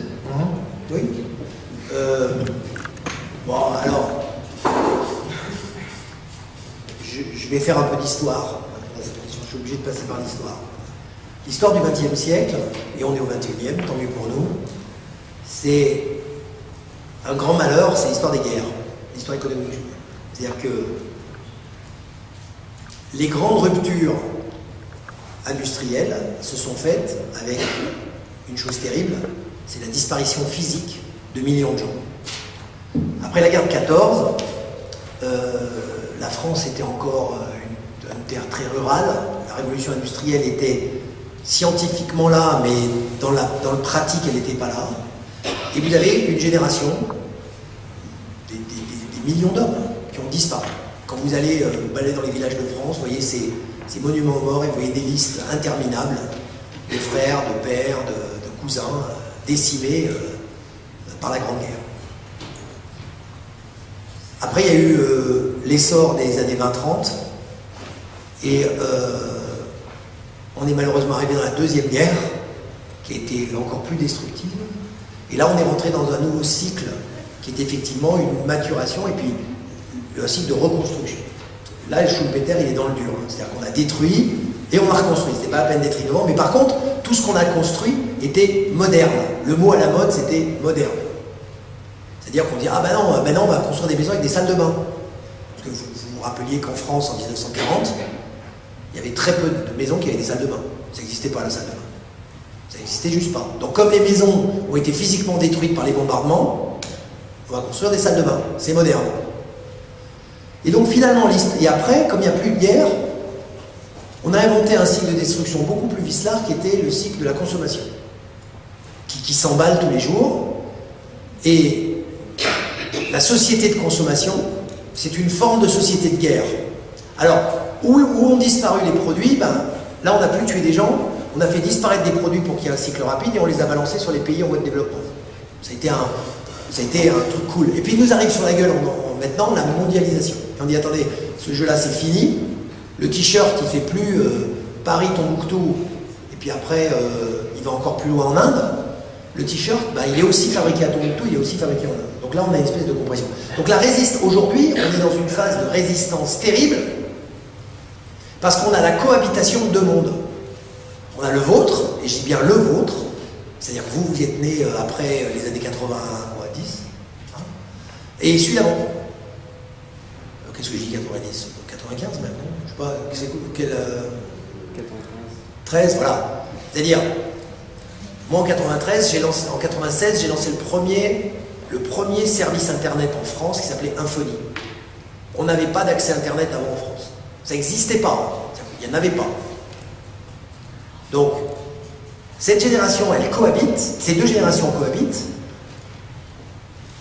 et comme il y a l'espérance de vie qui augmente et qu'il y a une population, ce qu'on appelle la silver economy, les gens qui ont les cheveux gris, la silver economy, qui devient de plus en plus importante, vous avez une énorme résistance au changement. Mais le changement, il est devant moi, il n'est pas chez M. Hollande. C'est-à-dire que c'est bien par l'anticipation que vous avez... Non, mais c'est-à-dire que, pour ça que je parle de confort, pour ça que je parle d'optimisation, pour ça que je parle d'améliorer le dialogue entre les gens. Parce que je pense que cette résistance au changement, elle va passer par la pédagogie et par votre volonté d'être prospectif. Et donc, on est bien, non pas dans une phase de révolution, comme on a pu la connaître en 89 ou en 68, on est dans une phase de dialogue, de discussion et de rupture. On ne fera pas l'économie, on ne le fait pas politiquement en ce moment, on ne fera pas l'économie de la résistance au changement. Et donc la pédagogie est fondamentale. Mais c'est le dialogue qui est la clé. C'est que vous expliquez à vos parents, à vos grands-parents, à vos cousins comment ça marche iPhone. Oui, toute la journée. Et puis que vous passiez, vous c'est votre boulot, de passer 1 heure par repas le dimanche à dire tu sais quoi, il y a une nouvelle app qui te permettrait de mieux conduire dans Paris, arrête tes conneries, sur internet j'ai vérifié, ça c'est cool. Non mais ça fait partie. Bizarrement, vous êtes plus éduqués, et c'est le gros paradoxe. Alors vos parents diront le contraire. Moi je pourrais être votre père, alors je les prends un petit peu sur cela. Mais vous êtes plus éduqués à ce monde moderne, vous avez plus d'outils que... Donc votre devoir, et c'est tout le paradoxe, c'est d'accepter qu'ils vous donnent leur culture humaine et que vous leur transmettiez votre culture technologique. C'est un devoir de société. Et cet échange, moi je suis pour que des jeunes, geeks ou nerds ou branchés numériques, donnent des cours à des plus âgés et que les plus âgés leur apprennent peut-être des choses comme la philosophie ou autre chose. Et que cet échange, il existe. Et je pense qu'on vient vraiment au cœur du sujet. C'est que le sujet, c'est robots humanistes, que c'est cool, mais c'est progrès technologique accéléré, celui qu'on vit aujourd'hui avec le numérique, par rapport à l'humanisme. Ça, c'est vrai. Alors, moi, quand j'ai fait mes études, en école d'ingénieur comme celle-là, On avait 0 cours de philosophie, 0 cours de géographie, 0 cours de géopolitique, 0 cours d'humanité, 0. Par contre, je peux vous dire qu'on avait des cours de technologie, de machin de bidule, qui d'ailleurs, tout ce que j'ai appris, en chimie par exemple, tout ce que j'ai appris, s'est révélé faux. C'est-à-dire que tout ce que j'ai appris en tant que... Je suis ingénieur chimiste de formation, tout ce que j'ai appris est faux. Tout. Théorie de l'électron, de l'atome, machin, tout ça est remis en question depuis... Enfin, quand je dis est faux, c'est pas faux, c'était grossier. Moi j'ai appris qu'on avait un petit électron qui se baladait comme ça, peinard, autour d'un noyau, c'est cool, il se baladait. Maintenant on me disait non, mais attendez, le noyau c'est plus compliqué. Alors je savais déjà qu'il y avait les neutrons et les protons, parce que quand même. Puis ah non, mais c'est plus important, il y a les neutrinos, et puis il y a d'autres particules, et puis finalement il ne tourne pas autour du noyau, il fait autre chose. Et puis là, et puis il y a 6 mois, on nous a sorti le fameux boson de Higgs, vous avez certainement vu ça quelque part dans la presse. Alors je comprends plus, hein. Personnellement je sais pas ce que ça veut dire, mais c'est un truc vachement intelligent, mais qui démontre que tout ce qu'on a appris nous, c'était faux. Donc, ça suffit pas d'apprendre la techno et de dire la science et tout. C'est toute la partie humaine qui vient de notre culture traditionnelle, qui vient de nos anciens, elle doit s'associer à ce progrès technologique que finalement vous adoptez vachement plus facilement. Donc je pense que la résistance au changement, elle est réelle, et elle va passer par le dialogue entre les générations. Qui n'est pas toujours facile, comme nous le savons tous. Ah, jeune fille, vous avez levé la main, c'est une question? Ah non, parce que j'ai vu ça, mais j'ai vu que c'était... Moi, j'ai peut-être 2 petites questions rapides, mais je ne veux pas moi, c'était juste peut-être... Est-ce que vous pourriez dire peut-être un mot sur Imox? Je vois le robot de compagnie d'un futur pas si lointain, parce que voilà, je crois aussi qu'il avait, qui peut, enfin, le corollaire de cette question, c'est est-ce qu'il y a des robots pour apprendre? Est-ce que, voilà, et même qu'on pourrait maintenant acheter dans le commerce, enfin, c'est peut-être un peu onéreux pour... Il y a des robots pour apprendre, mais non, mon point, c'était plus le robot compagnon, parce que je vais vous donner un secret de la vie future. Moi, je me suis posé une énorme question. C'est pourquoi on passe notre temps sur Twitter et Facebook. Je me suis quand même posé cette question. Je me suis dit, c'est pas possible. Il y a des millions de personnes, des centaines de millions de personnes à l'échelle de la planète qui passent leur temps sur les réseaux sociaux à envoyer des photos, à raconter des conneries, à s'échanger des messages que du genre « T'es où? Je suis là, merci ». À dire t'as cool ce film, j'ai été voir un spectacle de danse, c'était extraordinaire, etc. Je me suis dit, mais si les gens font ça, il doit y avoir une raison. Parce que, ah oui, j'ai oublié de vous dire un truc sur moi, je crois que tout a une raison. Toute ma vie, j'ai dit, quand on fait un truc, c'est qu'il y a une raison. Et si je vous dis que vous avez un secret de votre vie, c'est parce que je pense que si on imagine maintenant un monde, on n'a pas parlé dessus là, où vous avez maintenant des robots compagnons. C'est-à-dire le grand frère de ça. Hein, le grand frère de ça. Ça, c'est un truc pratique, c'est encore un outil, vous le manipulez, vous machin. J'ai commencé à vous dire qu'il allait s'appairer avec des autres, il allait se causer tout seul. Demain, c'est R2D2. C'est cool d'avoir un R2D2, on a commencé avec ça. Et tiens, c'est cool, on pourrait tous avoir un R2D2. Ma question, c'est... Un R2D2, il va vous servir que s'il vous connaît. S'il vous connaît. S'il ne vous connaît pas, qu'est-ce que vous allez faire? S'il est fabriqué en série et qu'on a tous le même R2D2, on ne va pas développer d'intimité avec lui. On ne va pas pouvoir s'en servir pour lui dire tiens, conseille-moi un film. Tiens, j'irais bien voir un spectacle de danse. On ne va pas passer notre temps à l'éduquer. C'est pas un chien. On ne va pas passer notre vie à dire alors, je te dis, alors moi, je suis blonde, j'aime bien telle marque, on ne va pas passer notre temps à faire ça. Donc qu'est-ce qu'il va faire, le robot? Comment il peut nous connaître, ce robot?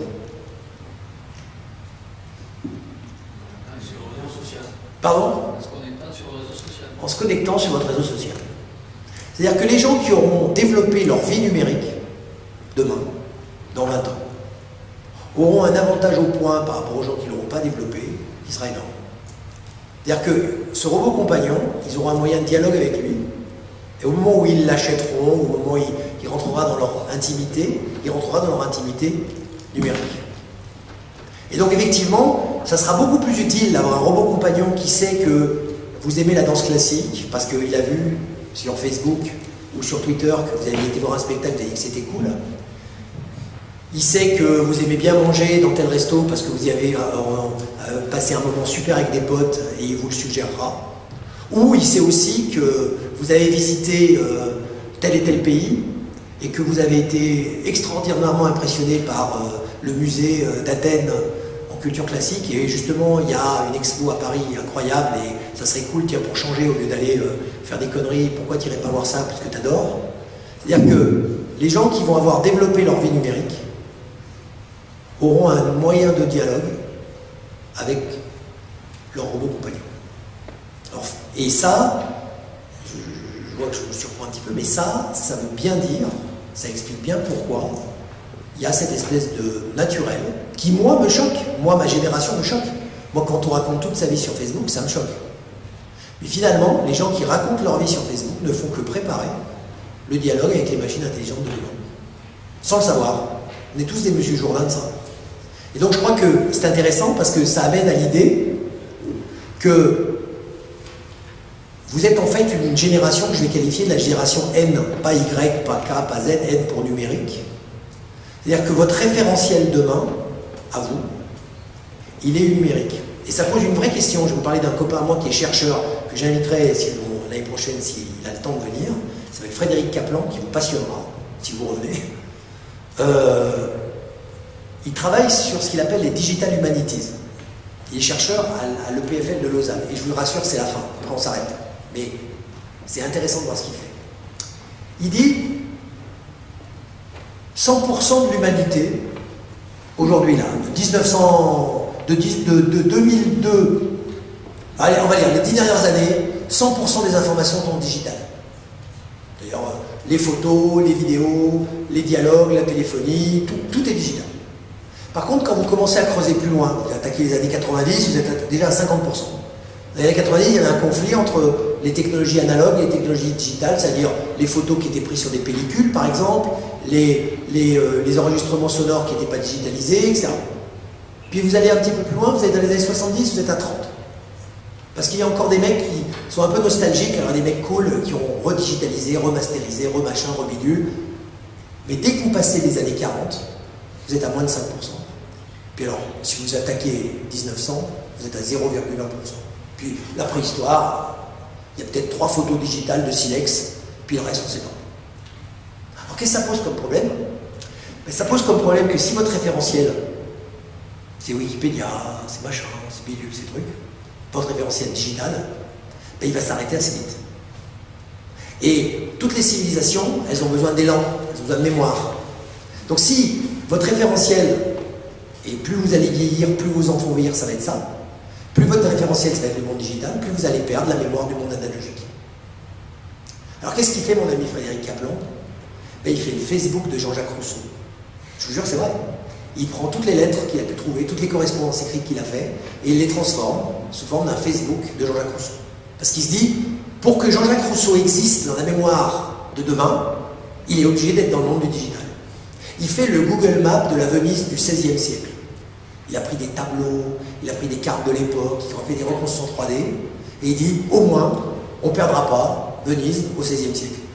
Et donc c'est une espèce d'allumé qui s'est mis comme combat de convaincre des chercheurs dans le monde entier de dire il faut qu'on reconstitue la mémoire digitale. Alors, si je vous raconte cette histoire, c'est parce que vivre votre vie digitale à côté de votre vie humaine va devenir super important dans les siècles à venir. Et comme moi je raisonne en siècle, je pense qu'effectivement, ça explique beaucoup pourquoi, d'une façon instinctive, les foules, parce que des millions de personnes, des centaines de millions de personnes, c'est une belle foule, prennent du temps sur leur vie quotidienne pour la raconter sous une forme digitale. Ils préparent effectivement le dialogue avec les machines. Ça vous fait réfléchir. C'était pour ça que je l'ai dit. Donc je souhaite une bonne soirée.